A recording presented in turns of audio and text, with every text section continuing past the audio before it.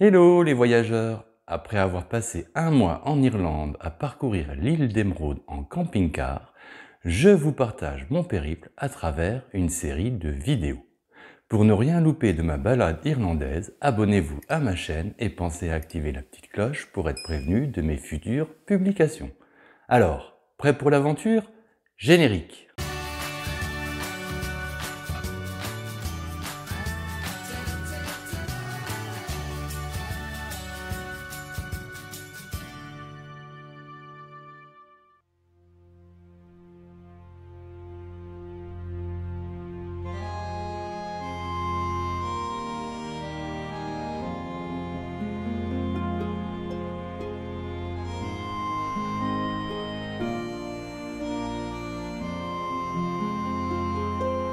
Aujourd'hui, je traverse le mythique comté du Connemara, un endroit connu pour ses lacs, ses landes et ses grands espaces désertiques.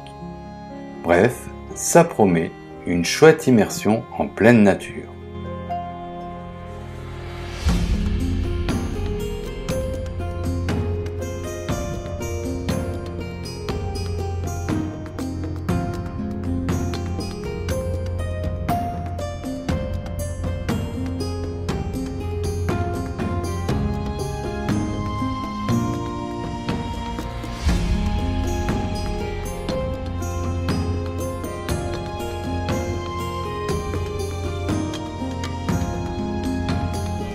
L'immensité des paysages me rappelle la région des Grands Lacs en Suède.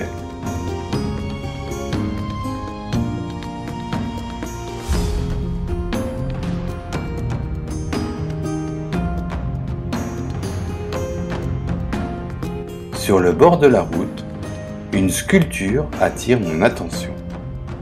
Je décide de m'arrêter pour en savoir un peu plus. En fait, c'est tout simplement une pub posée là par un sculpteur local. Humour britannique.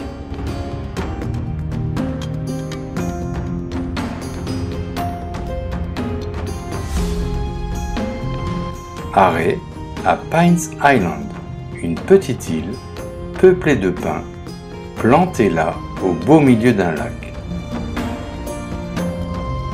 L'endroit est vraiment magnifique. Il n'y a pas trop de vent, alors je décide de lancer mon drone. Vue du ciel, le paysage est fantastique.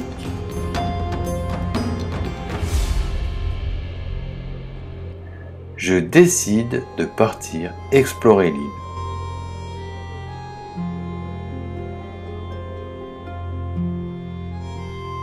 Franchement, c'est super beau. Et l'endroit vaut vraiment le coup d'y faire une halte.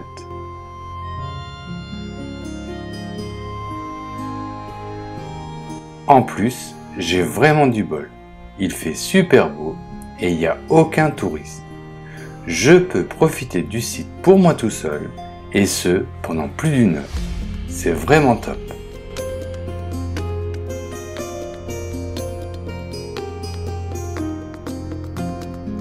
Je comprends maintenant pourquoi la photo du site se trouve sur tous les guides touristiques du Connemara.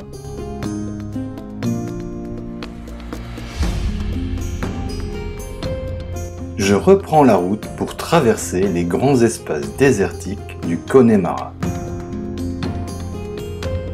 Ça et là, la lande est creusée pour en récolter la tourbe. Un combustible naturel qui, une fois bien sec, servira aux locaux à se chauffer l'hiver.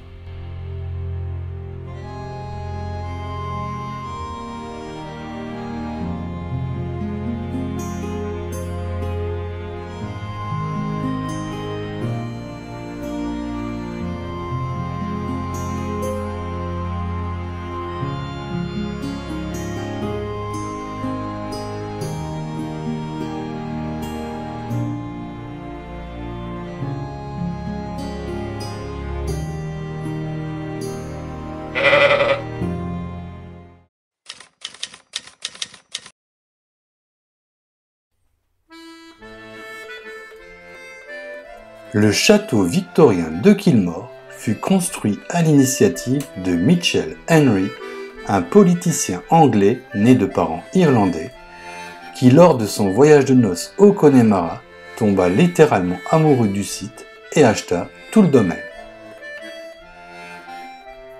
La première pierre du château fut posée en septembre 1867 et sa construction dura 4 ans. Aujourd'hui, on peut visiter le château et flâner à travers les pièces de la bâtisse pour y découvrir du mobilier et des objets d'époque.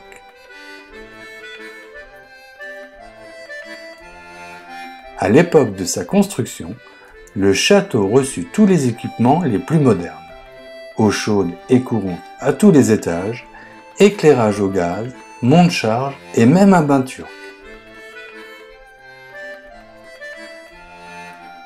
En plus du château, Mitchell Henry fit également construire de somptueux jardins et une multitude de bâtiments permettant d'améliorer les conditions de vie des habitants de la région.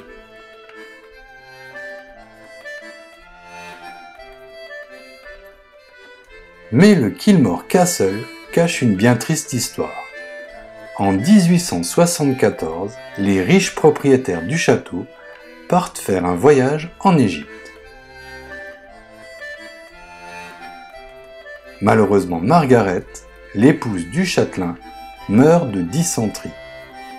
Son corps est alors embaumé et rapatrié en Irlande.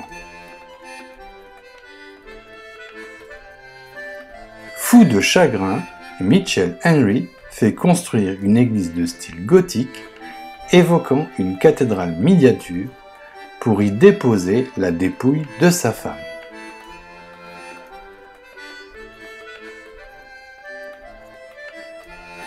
L'intérieur de l'église, et en particulier ses piliers, fut réalisé avec les plus beaux marbres irlandais.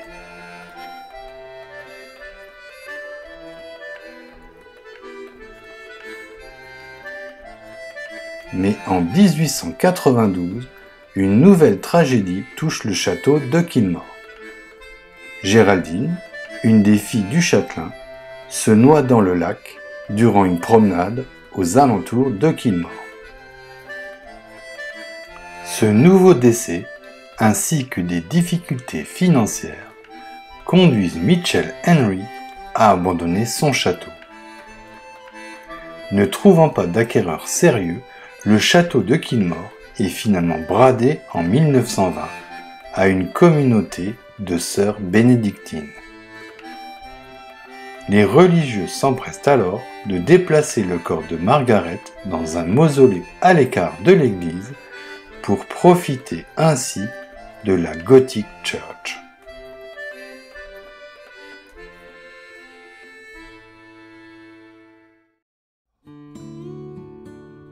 Je reprends la route au milieu de 2000 hectares de tourbières, parsemés de lacs, de prairies et de montagnes.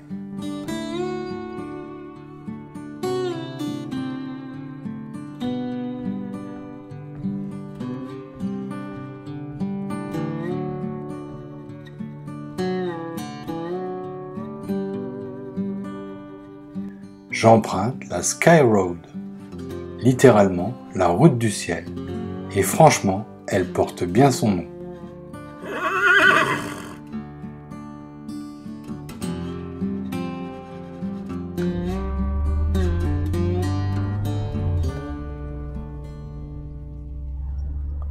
À bord de Max, mon fidèle compagnon de voyage à 4 roues, j'ai l'impression de monter aux cieux.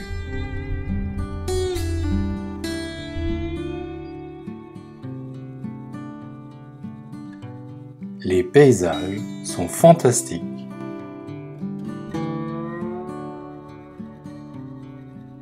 Bivouac ce soir sur une plage tout au bout de la Sky Road avec en prime un beau coucher de soleil. Aujourd'hui aura été une des plus belles journées de mon road trip irlandais. La suite de ma balade irlandaise est à venir dans de prochaines vidéos. Abonnez-vous à ma chaîne, activez la petite cloche pour être prévenu de mes futures publications. Et si cette vidéo vous a plu, n'oubliez pas de la liker, de la commenter et de la partager. Alors, en attendant de vous retrouver pour de nouvelles aventures, n'oubliez pas, le monde appartient à ceux qui le parcourent.